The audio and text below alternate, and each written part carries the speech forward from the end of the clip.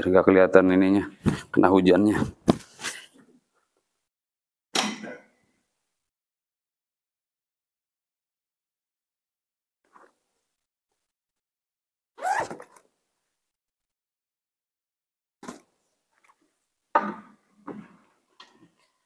Assalamualaikum warahmatullahi wabarakatuh.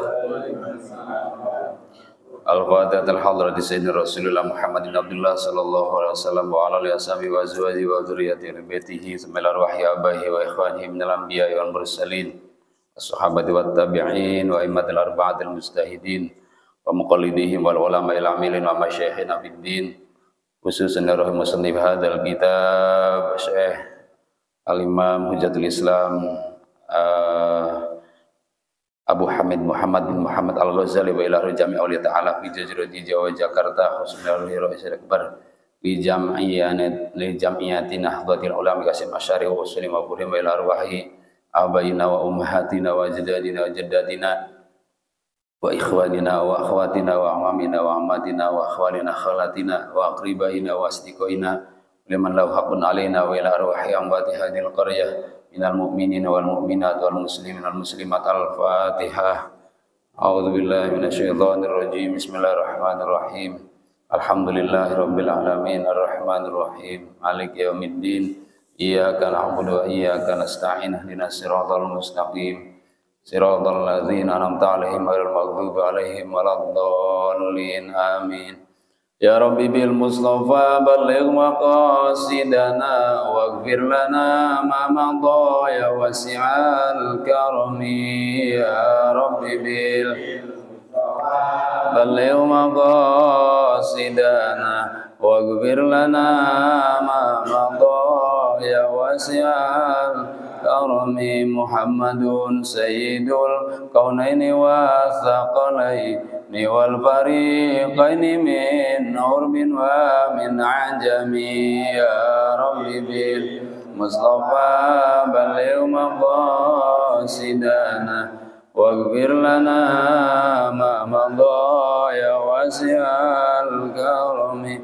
Nabiyuna al-amirun nahi fala ahadu abaru fi qalila min huwala na'ami. Ya Rabbi bil Mustafa balligh maqasidana waghfir lana ma madha ya wasi'al karami. Huwal habibul ladzi turja syafa'atuhu likulli hawli minal ahwali muqtahimi. Ya Rabbi bil Mustafa balligh maqasidana waghfir lana ma madha ya wasi'al karami. Allahumma salli wa sallim wa barik alaihi wa alihi. Bismillahirrahmanirrahim. Alhamdulillah rabbil alamin wa bihi nasta'in wa ala umuri dunya waddin. Shalatu wassalamu ala asyrafil anbiya'i wal mursalin sayyidina wa maulana Muhammadin wa ala alihi wa ashabihi ajma'in. Amma ba'd. Wa inna asdaqal hadits kitabullah wa khairal hadi hadi Muhammadin sallallahu alaihi wasallam wa syarrul umuri muhdatsatuha wa kullu muhdatsatin bid'ah wa kullu bid'atin dhalalah wa kullu dhalalatin finnar. Kama qala Rasulullah sallallahu alaihi wasallam. Bapak dan saudara sekalian rahimakumullah. Malam hari ini kita kembali berkumpul untuk sama-sama beribadah kepada Allah Subhanahu wa taala. Ibadah badan, ibadah lisan dan ibadah pikiran.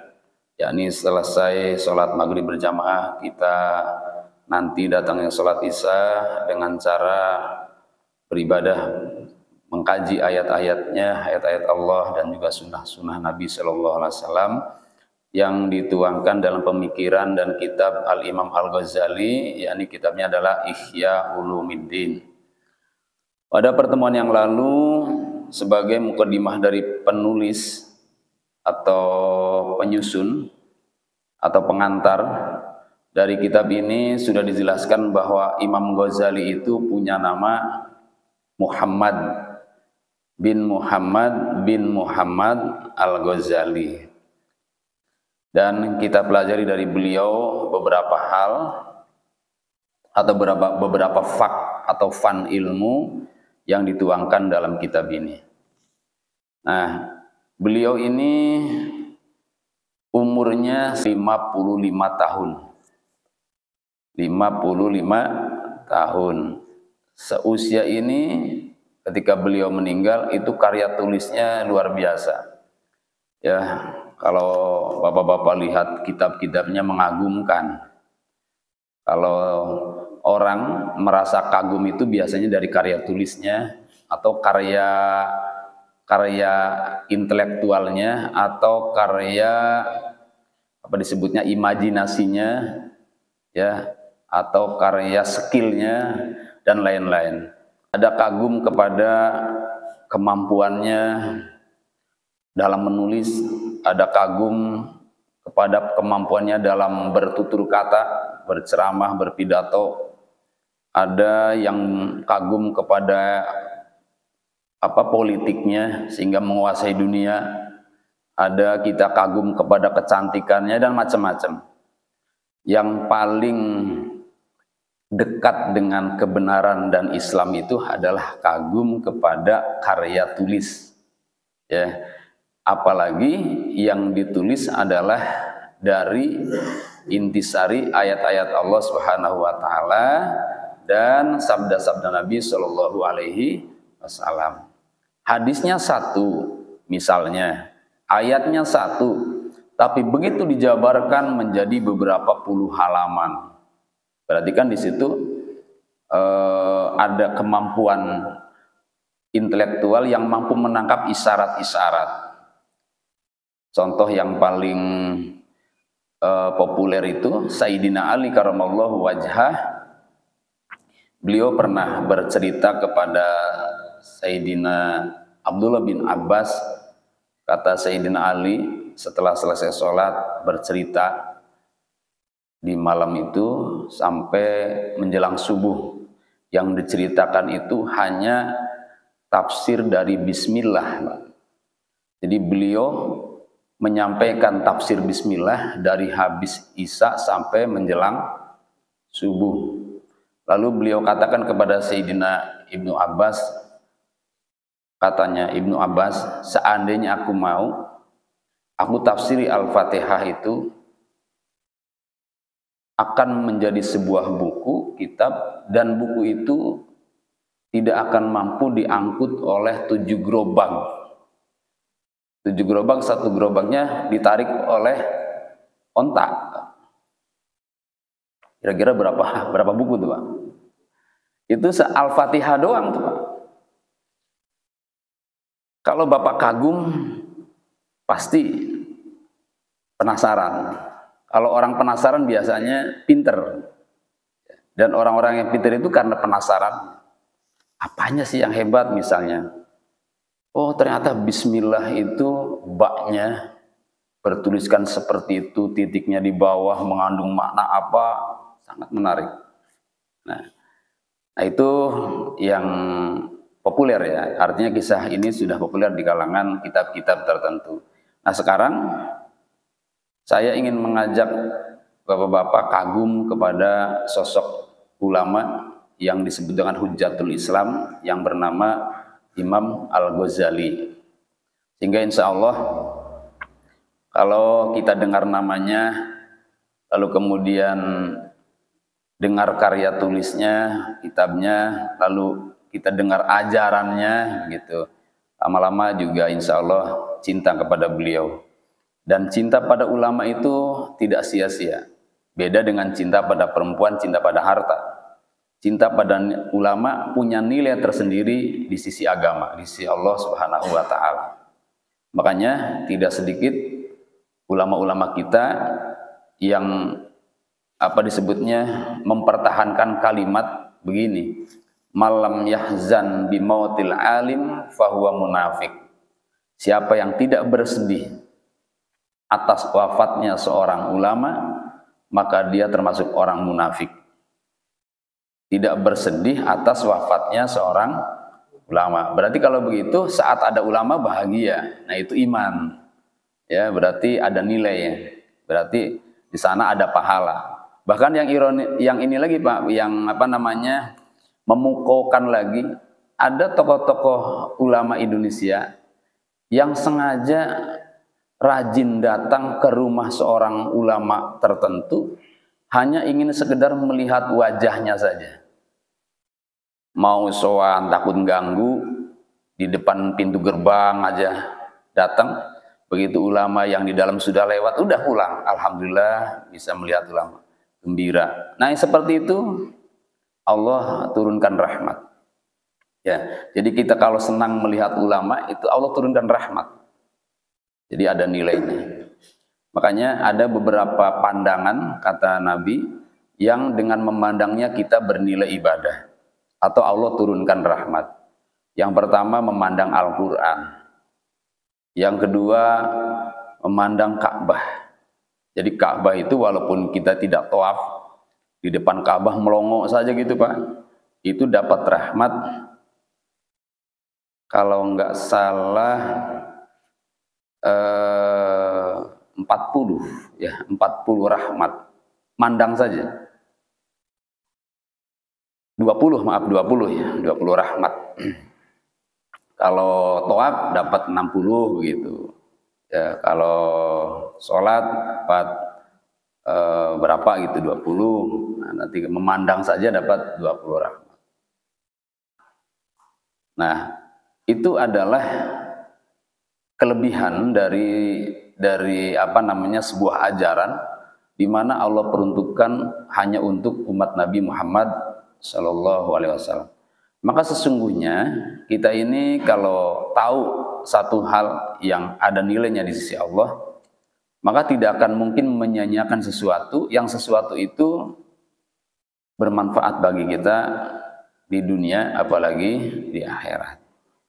Maka jamaah sekalian rahimakumullah, di sini Al-Imam Al-Ghazali kemudian memulai dalam pembukaannya.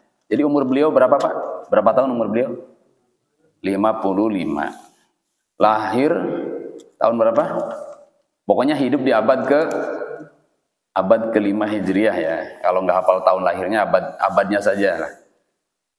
Abad ke-5 Hijriah. Berarti beliau hidup setelah Rasulullah wafat itu 400 tahun kemudian.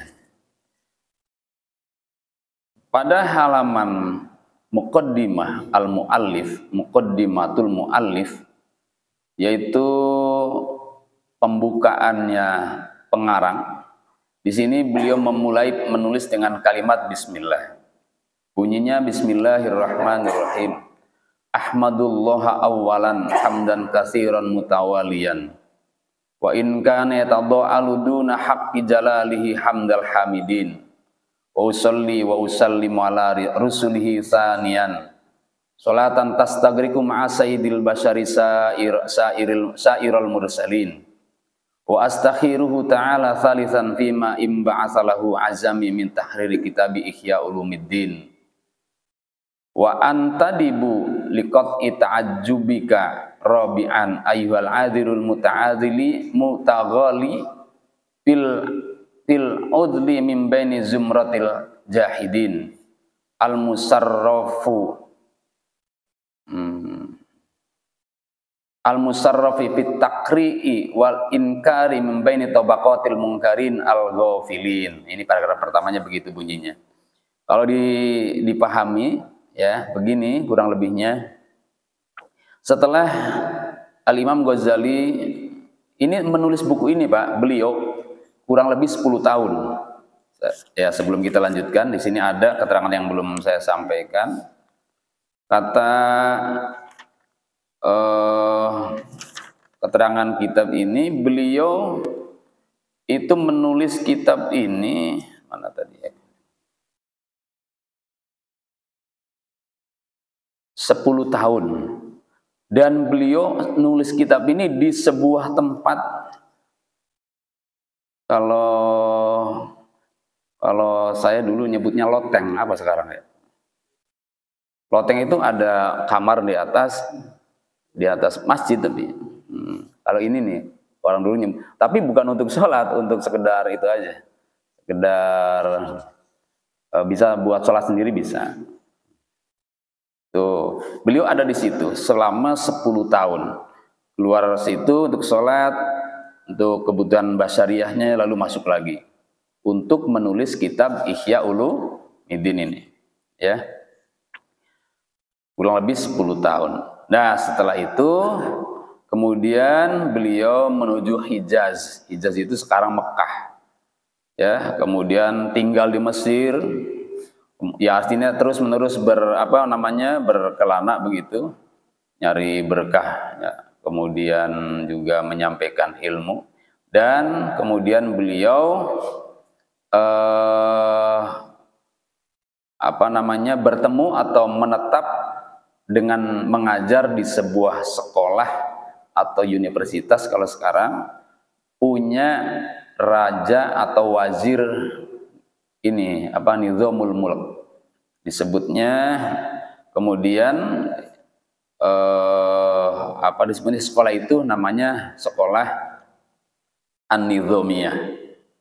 Nah, di Jalan TBC Matupang ada tuh Pak,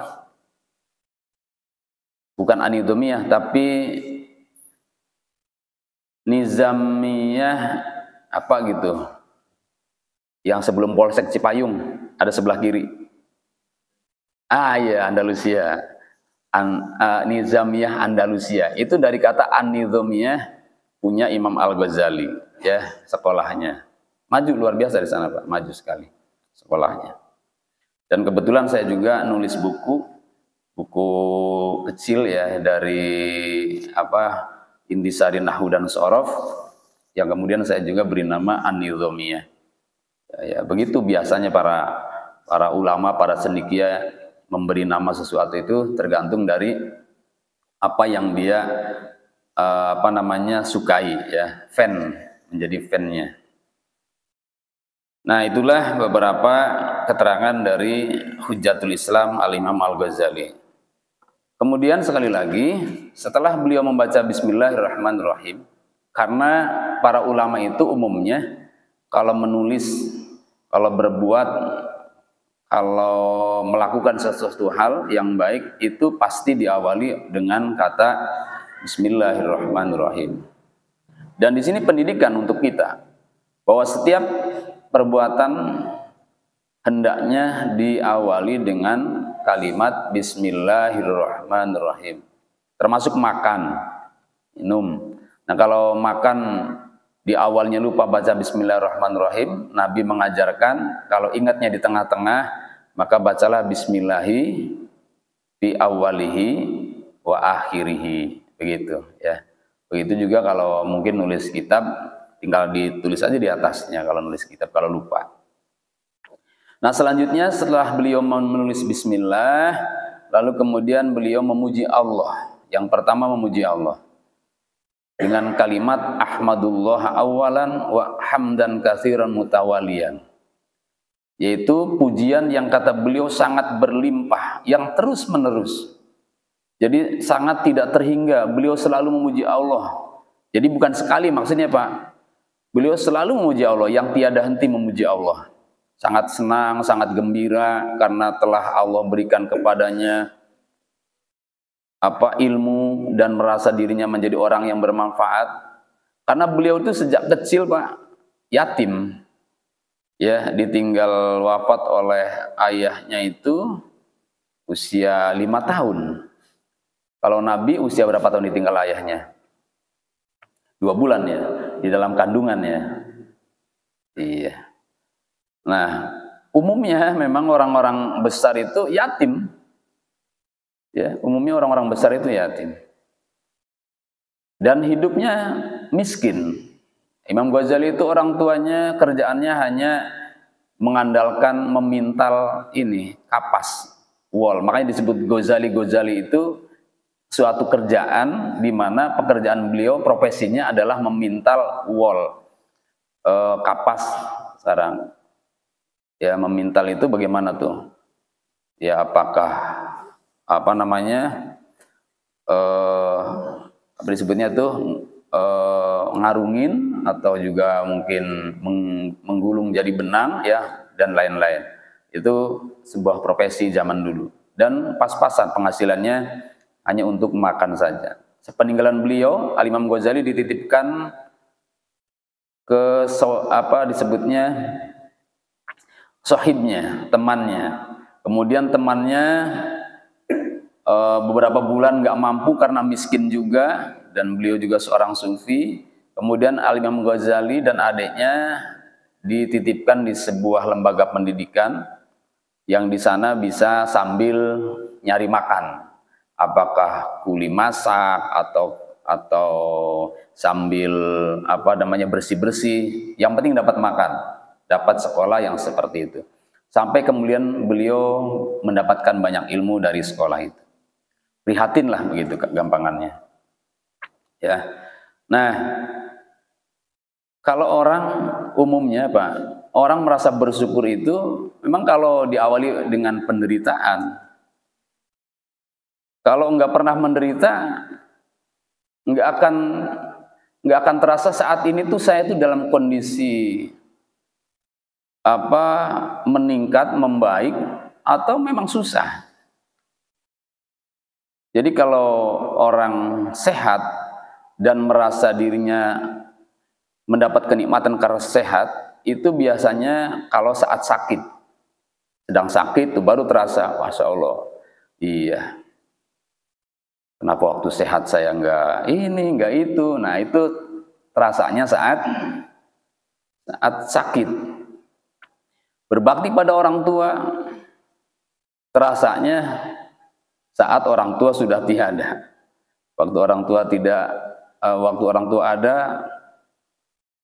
nggak bisa kita merasakan berbakti. Ya.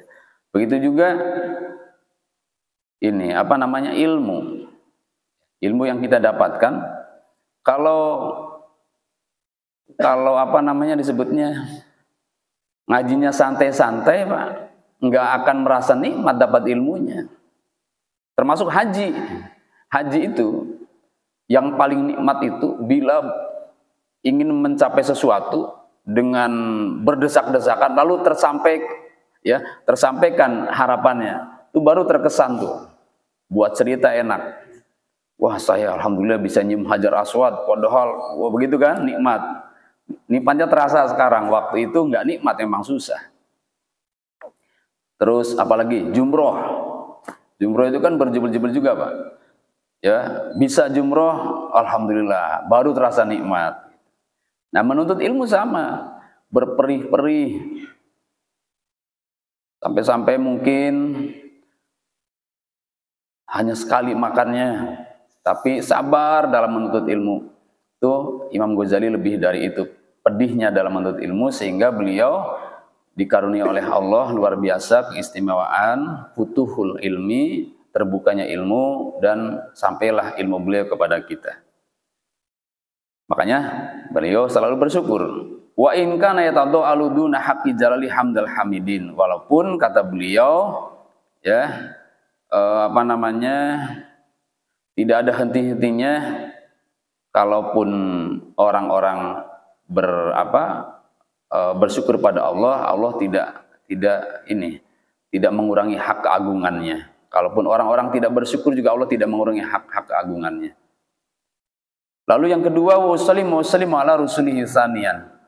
Yang keduanya, beliau kemudian menyampaikan salawat salam kepada Nabi SAW, yaitu sholatan tastagrikum asaidil basar sairul mursalin, dengan sholawat yang menenggelamkan bersama Sayyidil Basar, yaitu Nabi Muhammad SAW. Sayyidil Basar sairul mursalin, tuannya manusia, pemimpin manusia, dan juga pemimpin semua para rasul. Jadi kalau begitu, pertama baca bismillah, yang kedua hamdalah, yang ketiga sholawat dan salam. Itu umumnya kebanyakan etika yang dilakukan oleh para ulama ketika memulai nulis buku dan ketika memulai berbicara. Ya, kalau berbicara kalimat awalnya assalamualaikum. Kalau nulis buku bukan assalamualaikum tapi bismillahirrahmanirrahim. Jadi ini sebagai mukaddimah dari beliau. Lalu yang ketiganya, wa astaghfiru ta'ala salisan fima imba'asalahu azami min tahriri kitab Ihya Ulumuddin. Yang ketiganya beliau kemudian istikharah, meminta petunjuk pada Allah dalam hal ingin melangsungkan azamnya, yakni dalam hal menyelesaikan kitab Ihya Ulumuddin. Karena kitab Ihya Ulumuddin ini sangat tebal, banyak sekali babnya dan halamannya. Kemudian beliau mungkin ragu, ya, dan yang kedua mungkin beliau juga yakin tapi berat, sehingga minta petunjuk pada Allah agar Allah memberikan jalan keluar dan cara bagaimana supaya kitab Ihya Ulumuddin ini bisa terselesaikan dengan maksimal, dengan baik, dengan cepat.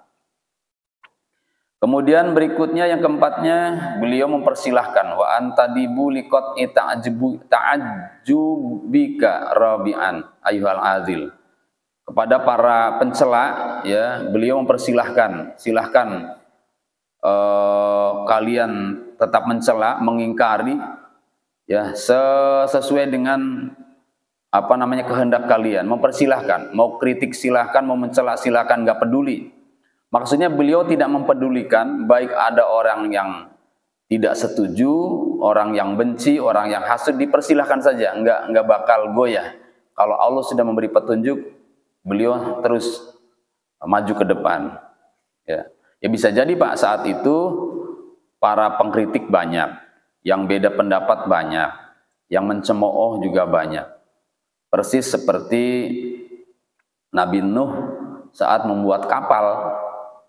Nabi Nuh saat membuat kapal itu kan luar biasa yang mencemooh.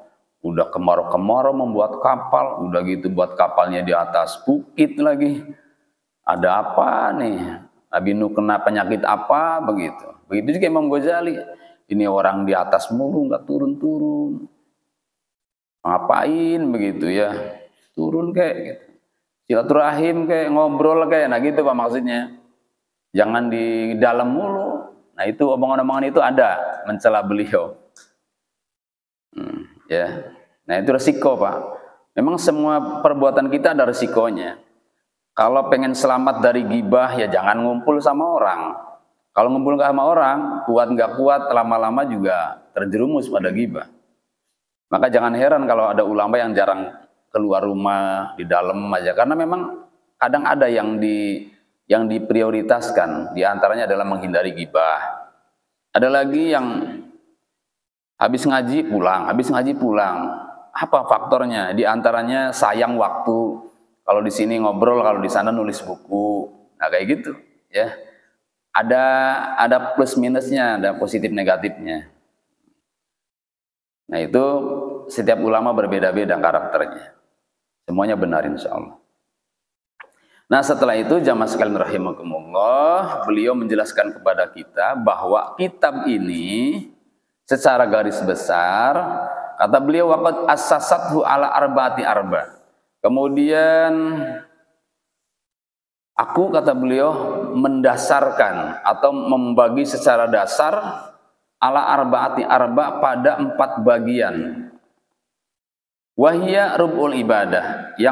Yang pertama, seperempat pertama kata beliau akan membicarakan masalah ibadah. Nah ini saya sukanya kitab ini lengkap Pak. Coba Bapak dengarkan nanti biar penasaran. Jadi kitab ini sekali lagi akan membahas 4 hal atau pokok pembahasan yang yang besar, secara garis besar demikian. Yaitu yang pertama adalah al-ibadat, akan berbicara, akan membahas tentang hal-hal yang berurusan dengan ibadah. Warub'ul adat, yang keduanya, seperempat keduanya akan membicarakan tentang hal-hal yang berkaitan dengan adat. Adat itu kebiasaan, adat makan, adat bergaul, adat jual beli, begitu maksudnya. Lalu warub'ul muhlikat, seperempat ketiganya akan membicarakan tentang sesuatu yang dapat merusak harta, merusak pikiran, merusak ilmu, merusak amal soleh dan lain-lain. Nanti dibahas hasud, riya, ghibah dan lain-lain di sini. Lalu warubul munjiat, yang seperempat keempatnya ya akan menjelaskan tentang sesuatu yang dapat menyelamatkan. Di sini ada sabar, ada tawakal, ada roja, ada khauf dan lain-lain ya, termasuk waro, zuhud dan lain-lain. Nah, dan kata beliau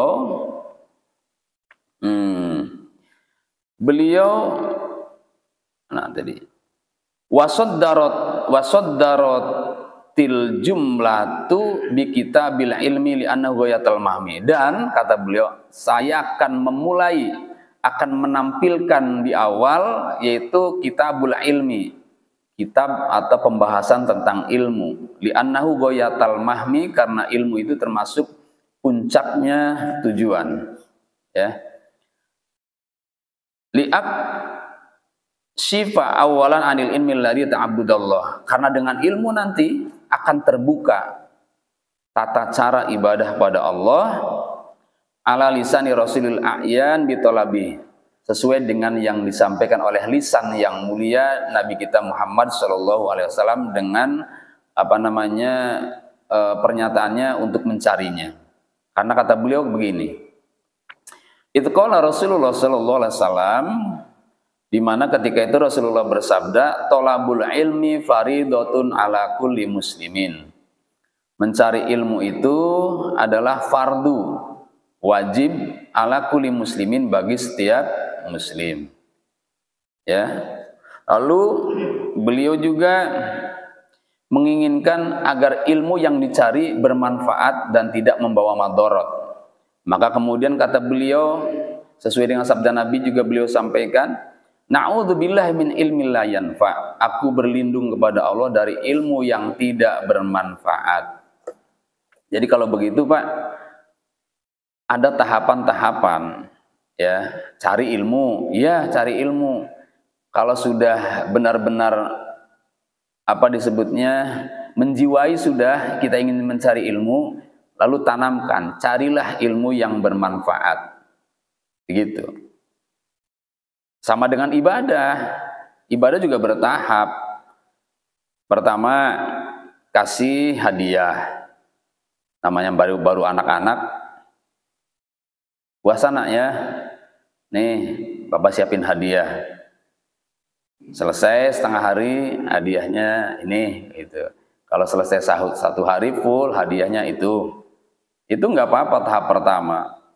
Terus udah menjadi kebiasaan, cabut tuh kebiasaan diberi hadiahnya.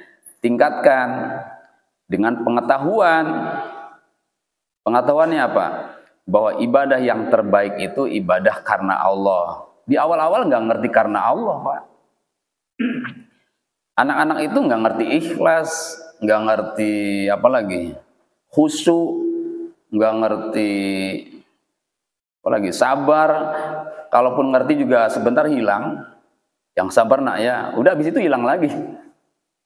Maka kalau kepada anak-anak, terutama pengurus masjid, kalau ngumumin anak-anak jangan berisik ya, nanti mengganggu kekhusyuan orang sholat. Nggak paham, itu jangan disampaikan seperti itu. Emang anak-anak ngerti khusyuk? Nggak bakal. Paling pakai jangan mengganggu, jangan ngobrol ganggu orang sholat kayak gitu. Jangan bercanda nanti ganggu orang. Kalau itu agak paham, kalau khusyuk nggak paham. Jadi tahapannya begitu. Sekarang anak-anak suruh ngaji. Tapi ternyata pengajian juga bermacam-macam, Pak. Ada pengajian yang bermadzhab Ahlus Sunnah, ada yang bermadzhab Syiah, ada yang bermadzhab sesat menyesatkan, ya kan? Maka kita akan mengalami di sana kebingungan. Kebingungan pertama, nyuruh anak ngaji, tapi di pengajian ada berbagai macam corak pengajian. Pengajian yang mana ya? Nah, jadi kalau begitu kita harus paham bahwa setiap tahapan-tahapan dalam ibadah maupun dalam mencari ilmu itu harus dilalui dengan sabar. Ada tahapannya. Jangan ingin langsung di atas, ada tahapannya. Kalau pengen langsung di atas, semua orang juga pengen, ya, langsung di atas, langsung bisa gitu. Nah, Imam Al-Ghazali ini sekali lagi mendahulukan ilmu karena kata beliau, ilmulah yang akan memperkenalkan kita cara ibadah pada Allah. Dan bukan hanya ilmu, tapi kira-kira mencari ilmu yang bermanfaat, jangan ilmu yang membuat madorot. Jadi niatnya kalau begitu, ya Allah berikan ilmu yang bermanfaat, jangan sekedar berikan ilmu saja. Nah, kita lihat satu persatu dari bagian-bagian tadi. Kata beliau, wa yastamilu rub'ul ibadati ala asrati kutubin. Tadi kan tentang ibadah, tentang apa lagi? Adat, lalu tentang muhlikat, lalu yang keempatnya tentang munjiat. Ibadah, adat, ya, muhlikat, munjiat. Kalimat Arab semua, kalau Bapak nggak hafal nggak apa-apa. Tapi penting disampaikan saya. Nanti kalau paham ya syukur, nggak paham ya mudah-mudahan paham. Ya. Yang seperempat pertama tadi tentang ibadat. Kata beliau, dari pembahasan tentang ibadah ini akan disampaikan beberapa bab. Yang pertama kitabul ilmi, tentang ilmu, kemudian qawaidul aqaid, tentang kaidah-kaidah akidah. Kemudian kitab asrarut thaharah, kitab tentang sir-sirnya thaharah, rahasia-rahasia bersuci.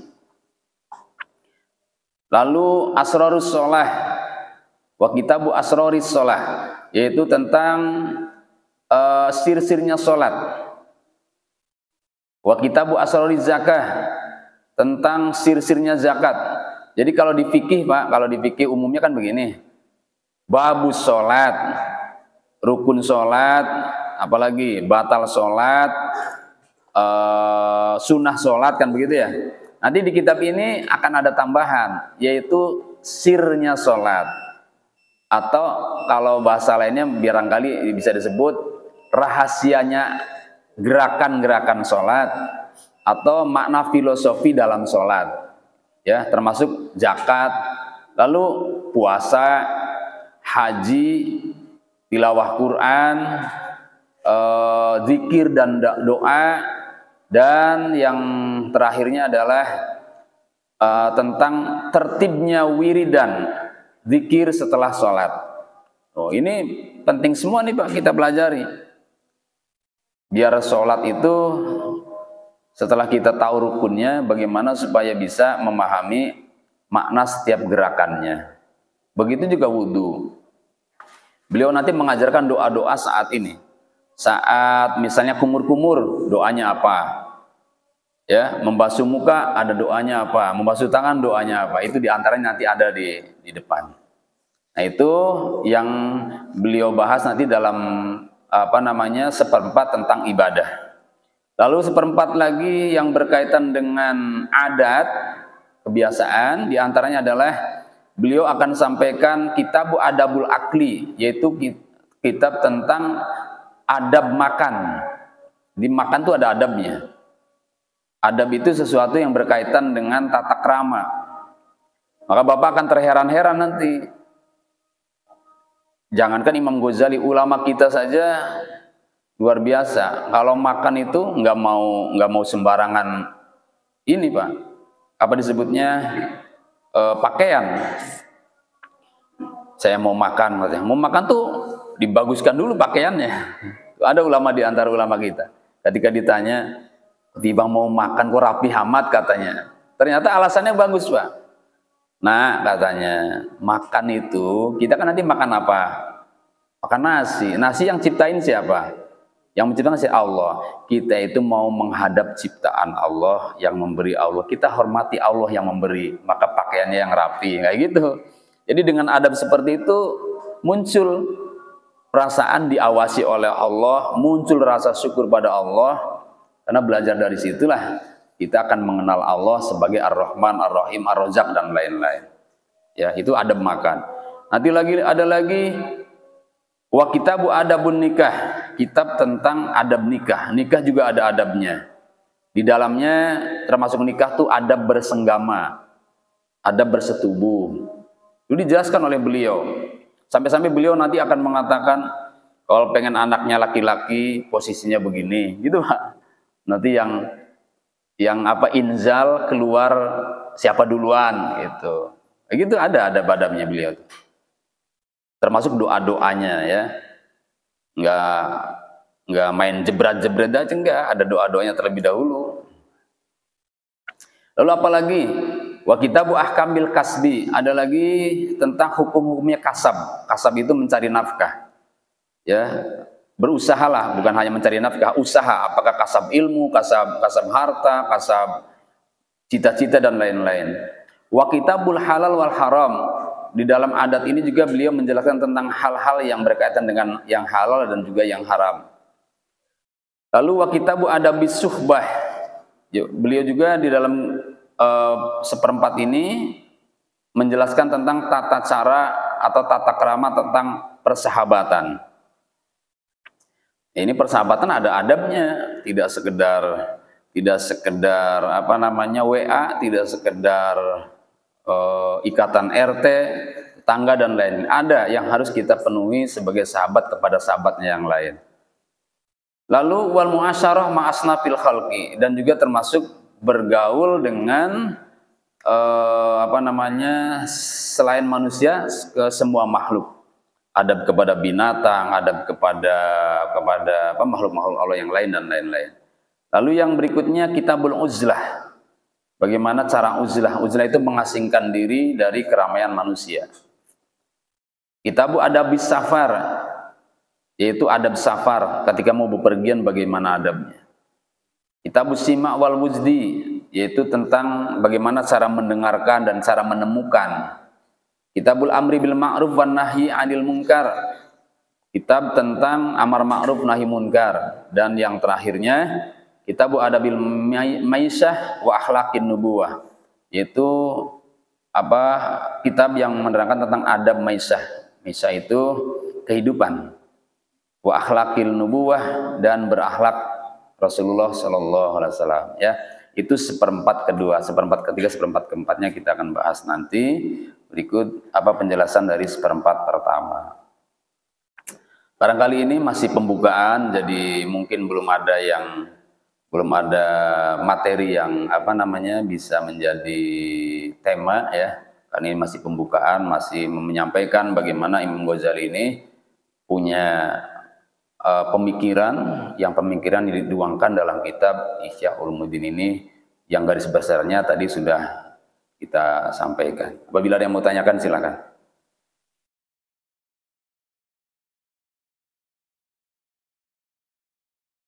Ada? Bingung apa paham? Baik, sudah Isya ya. Mudah-mudahan Allah Subhanahu wa taala memberkahi ilmu kepada kita, memberikan kemampuan lahir batin untuk mengamalkan apa yang telah Allah perintahkan kepada kita, dan juga mampu mengamalkan apa yang disunahkan oleh Nabi kita Muhammad SAW, serta memberikan kepada kita rizki yang halal, yang berkah, yang banyak untuk bekal ibadah kepada Allah Subhanahu wa taala. Bismillahirrahmanirrahim. Alhamdulillahirabbil alamin, wassalatu wassalamu ala sayyidina wa maulana Muhammadin wa ala alihi wa ashabihi ajmain. Allahumma wafiq imanana bi taufiqik wa idbi ta'yidik. Allahumma wafiqna lima tuhibbu wa tarda. Waj'al amalana fi ridhaq wa 'inna lil muridin wa dunyana bi rahmatika ya arhamar rahimin. Allahumma rabbana zidna ilman nafi'a warzuqna fahma wasi'a. Rabbana atina fid dunya hasanah wa fil akhirati hasanah wa qina adzabannar. Sallallahu ala sayyidina Muhammad wa alihi wasallam. Alhamdulillahirabbil alamin. Assalamualaikum warahmatullahi wabarakatuh.